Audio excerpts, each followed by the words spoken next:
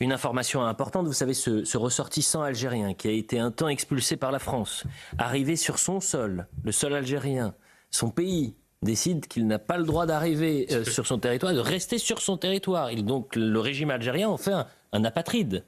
Soyons clairs. Le droit international ne permet pas. Il rentre donc en France, invasion migratoire. D'accord. Le bruit et l'odeur. Mais visiblement, c'est moins.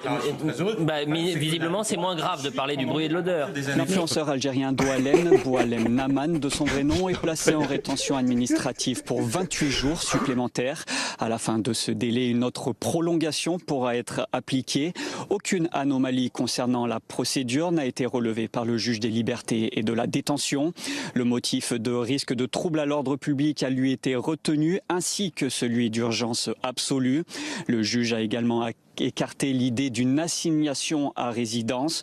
Boualem Naman va donc rester en rétention jusqu'à sa prochaine expulsion ou possiblement jusqu'à son procès qui doit se tenir à la fin du mois de février. Il va être jugé pour provocation publique et directe à un crime ou un délit. Il avait publié une vidéo où il demandait à s'en prendre sévèrement à un opposant au régime algérien.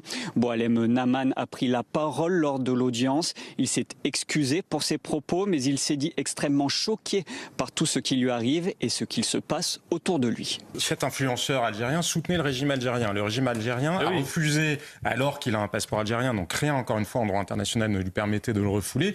Le seul motif dont ils se sont saisis, c'est qu'il l'accusait de terrorisme. Et donc, puisque ce monsieur soutenait le régime algérien, c'est QFD. Ça veut dire que le régime algérien serait donc terroriste en toute logique. Si c'est ce que Madame Tondelier pense, qu'elle nous l'explique et qu'elle explique qu'elle préfère garder des citoyens qui se revendiquent de ça. J'aimerais bien entendre Monsieur Mélenchon, Monsieur Faure, qui ne parle pas du tout de ce Rima Hassan décrivait il y a peu de temps l'Algérie comme la Mecque des libertés. Donc on voit quelle est la conception du secret d'État. Bien sûr, il parlait le bruit et l'odeur.